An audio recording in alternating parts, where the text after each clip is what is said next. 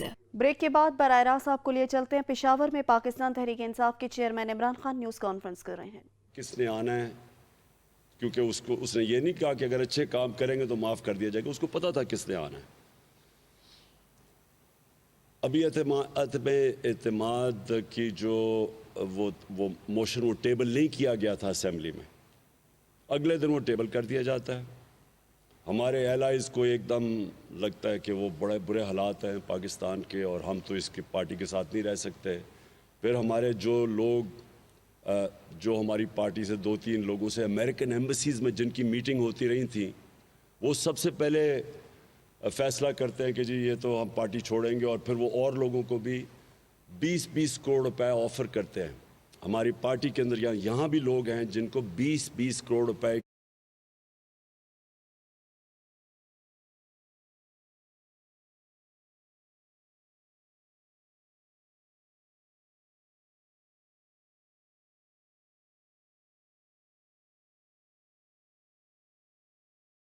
20-20 करोड़ रुपए ऑफर करते हैं।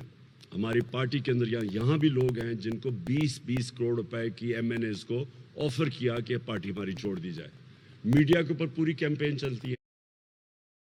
तरीका है कि मीडिया में बुरा भला, तो मुल्क तो हर तरह के तौर पे आगे बढ़ रहा था।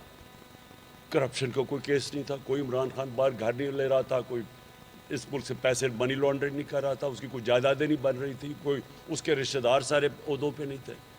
तो क्या वजह थी कि उस टाइम पे जब एक मुश्किल वक्त से निकल के पाकिस्तान यहाँ पहुंचा, याद रखें बैंकरप्ट था मुल्क जब हमें मिला 2018 में, सबसे ज़्यादा पाकिस्तान का बैरूनी खसारा था जिसको करंट अकाउंट डेफिसिट कहते हैं, 20 अरब डॉलर का था तकरीबन।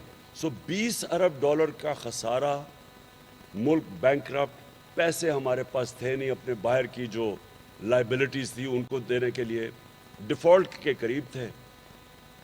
वो पाकिस्तान बच के निकाल रहे थे तो ऊपर से कोरोना आ गया, जो सदी में एक दफ़ा इतना बड़ा बुरहान आता है।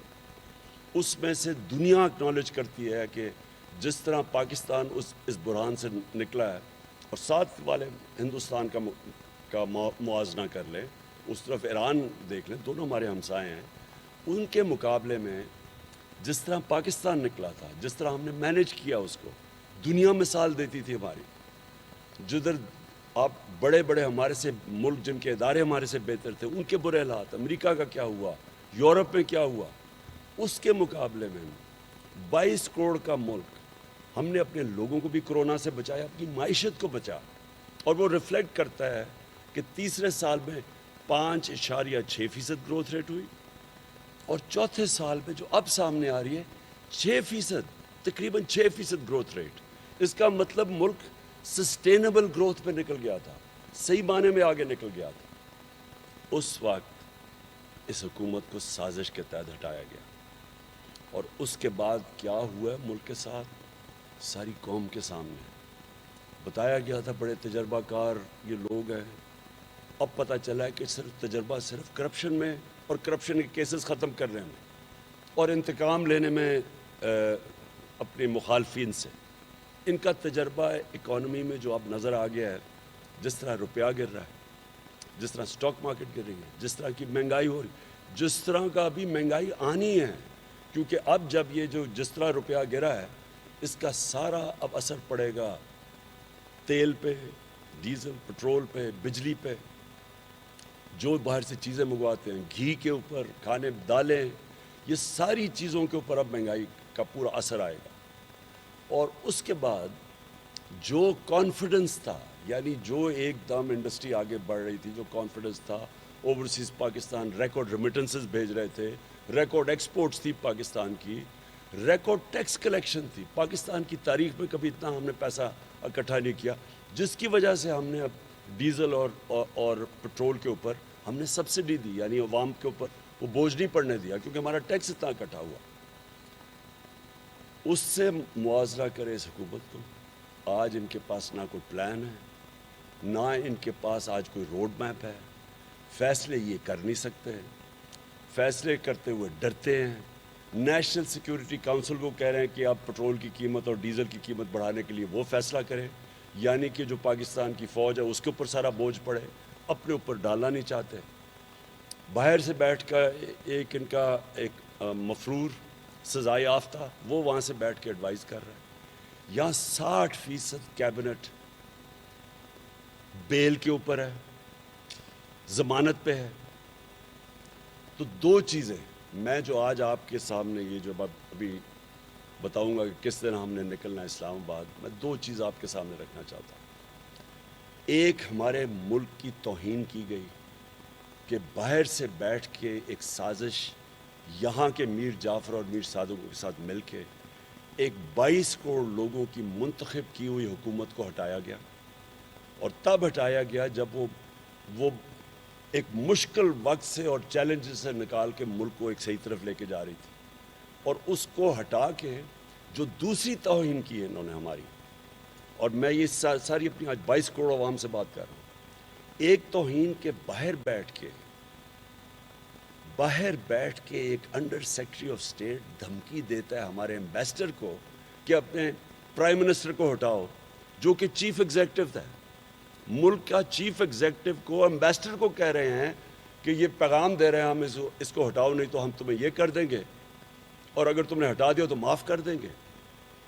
پہلے تو اس سے زیادہ بڑی کوئی توہین ہے کہ ایک ملک جو ہم نے اتنی قربانیوں سے لیا تھا اپنا پاکستان، جس کے عظیم لیڈر قائد اعظم، جس کی بڑی خواب علامہ اقبال جو کہتے تھے کہ ہم ایک مثال بنیں گے مسلمان دنیا کے لیے، اس ملک کو 22 کروڑ لوگوں کو ایک ٹیشو پیپر کی طرح استعمال کیا ہے کہ جناب یہاں کیونکہ یہ پرائم منسٹر ہماری بات نہیں مانتا، کیونکہ یہ روس چلا گیا تھا، کیونکہ یہ آزاد اپنی انڈیپینڈنٹ فورن پالیسی بنانا چاہتا ہے، اور کیونکہ یہ ہمارا حکم نہیں مانتا، اس کو نکالو، اور اس کو نکالا گیا۔ اور آپ کو میں یہ بھی بتا دوں کہ یہ کس چیز کے اوپر، وہ مراسلے کے اندر وہ جو وائپر میں کیا لکھا ہوا ہے، اسے کہتا ہے جی یہ روس کیوں چلا گیا۔ یہاں سے بتایا گیا، جنہوں نے بھی بتایا، جنہوں نے سازش کی، کہ جی وہ اپنے طور پہ گیا تھا روس، جبکہ شاہ محمود میرے ساتھ بیٹھے ہیں، فورن آفس، ان کا فورن آفس، ایکس فورن سیکرٹریز، سب سے ہم نے مشاورت کر کے فیصلہ کیا تھا، بالکل جو عسکری قیادت تھی اس سے مشاورت کر کے گیا تھا، سب کو ہم پوری کنسنسس ڈیولپ کر کے میں دورہ کرنے گیا تھا۔ اس کو بتایا گیا کہ نہیں صرف عمران خان نے اکیلے نے فیصلہ کیا تھا، یعنی کہ جان کے یہاں سے بھی سازش کی گئی کہ بتایا جائے کہ جناب یہ تو ایک اس کو بری نظر میں پیش کیا جائے اپنے آقاؤں کے سامنے۔ اب وہی ہم کیا کرنے گئے، میں ذرا پھر اپنی قوم کو یہ بھی بتا دوں کہ غلامی اور آزاد فورن پالیسی میں کیا فرق ہوتا ہے۔ ہندوستان کل انہوں نے اناؤنس کیا ہے کہ وہ اپنے ڈیزل اور پٹرول کی قیمتیں کم کر رہے ہیں، کیونکہ انہوں نے روس سے سستا پٹرول خریدا ہے، سستا تیل خریدا ہے۔ ہم وہی کوشش، ہم نے نیگوشیٹ کر لیا تھا، ہمارے یہاں ہم ادھر بیٹھے ہوئے ہیں، ہم نے ان کی منسٹری سے نیگوشیٹ کر لیا تھا، 30% کم ہم نے ان سے تیل خریدنا تھا۔ تو شرم کی بات ہے کہ ہمیں تو انہوں نے، خیر یہ نئی غلام حکومت نے تو وہ رد کر دیا، تو جو ہماری قوم کو فائدہ ہونا تھا، جو ہندوستان کی قوم کو آج فائدہ ہے، جو کہ امریکہ کا اسٹریٹجک ایلائی ہے، انہوں نے تو اپنے لوگوں کے لیے فیصلہ کیا، اپنی عوام کے لیے فیصلہ کیا۔ انہوں نے کہا کہ ہاں ہم تمہارے ایلائز ہیں، لیکن ہماری عوام پہلے آتی ہے۔ ہمیں غلاموں کو نہیں انہوں نے اجازت دی، یہ حکومت کی جرت نہیں ہے کہ ان سے تیل سستا لے یا گندم۔ اب 30 لاکھ ٹن ہم نے گندم خرید لی ہے، اور ان سے ہمیں سستی گندم ملی تھی۔ اب نہ ان کی وہ مجال ہوگی، کیونکہ یہ فرق ہے، ایک آزاد فورن پالیسی جو میں کوشش کر رہا تھا اپنے ملک کی بہتری کے لیے، اور یہ دوسری طرف یہ جو پتلے لے کے آئے ہیں۔ تو یہ سب سے پہلے ہماری یہ توہین ہے، یہ 22 کروڑ میری نہیں، 22 کروڑ پاکستانیوں کی توہین۔ اور دوسری توہین کہ اس ملک کے کرپٹ ترین چور، منشیات فروش، جس کو سزا ہوئی ہے، لائف سینٹنس ہوئی ہے، اس کو ضمانت پہ اس کو لے لیا کیبنٹ میں، جو انٹیریئر منسٹر کے اوپر 22 قتل ہیں اس کو لے لیا ہے، جو پرائم منسٹر بنا ہے اس کو اور اس کے بیٹے کو جو چیف منسٹر ہے ان کو سزا ہونی تھی. ایف آئی اے کا کیس 24 ارب روپے کا ان کے اوپر کیس, اس جان کے ڈیلے بھی کرتے رہے. یہ بھی سازش کا حصہ ہے کہ ان کے کیس ہی نہیں لگنے دیے. انتظار کر رہے تھے کہ گورنمنٹ گرے تاکہ ان کو سزا نہ ہو جائے. جیسی گورنمنٹ گری, جیسی ہماری گورنمنٹ گرائی, اپنے آدمی اوپر رکھ کے اور سارے کیس ختم کرنے کی کوشش ہے. 24 ارب روپے کا ملک کا اوپر ڈاکہ اور ان کو وزیر اعظم اور چیف منسٹر بنا دیا. یہ دوسری توہین ہے اس قوم کی کہ ہمیں وہ کیا سمجھتے ہیں کہ اپنے ملک میں ایک ضمانت کے اوپر, کوئی بھی ان کے اوپر ضمانت پہ ہو, وہ کوئی چپڑاسی کی نوکری نہیں کر سکتا. چھوڑے کہ وہ کوئی کسی لوکل گورنمنٹ میں بھی الیکشن لڑ لے. یا پرائم منسٹر بنایا اور چیف منسٹر ان لوگوں کو جن کو سزا ہونی تھی 24 ارب روپے کے ایف آئی کے کیسز میں اور نیب کے. یہ ہماری دوسری توہین ہے کہ کس حقارت سے وہ لوگ ہمیں دیکھتے ہوں گے کہ یہ تو جس طرح ہماری کوئی نہ کوئی ویلیو سسٹم ہے, نہ ہمارا کوئی اخلاقیات ہے. یعنی ہم وہ لوگ ہیں جو کہ ایک غلام قوم ہے کہ جن کو جو مرضی اوپر کر دو, جو مرضی ان کو ہٹا دو, جو جس کو اوپر لے آؤ, اور ان چوروں کو اوپر بٹھا دو جو کہ اس ملک میں 30 سال اس ملک کو لوٹ رہے تھے, جن کے سب کے اوپر نیب کے کیسز ہیں. اور نیب کے کیسز ہمارے دور کے نہیں ہیں. پہلے ان کے نیب کے کیسز معاف کرائے, جنرل مشرف نے NRO 1 دے کے معاف کیا.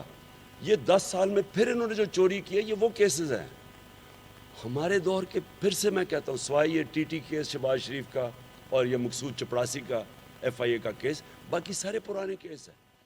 اب ان کو اوپر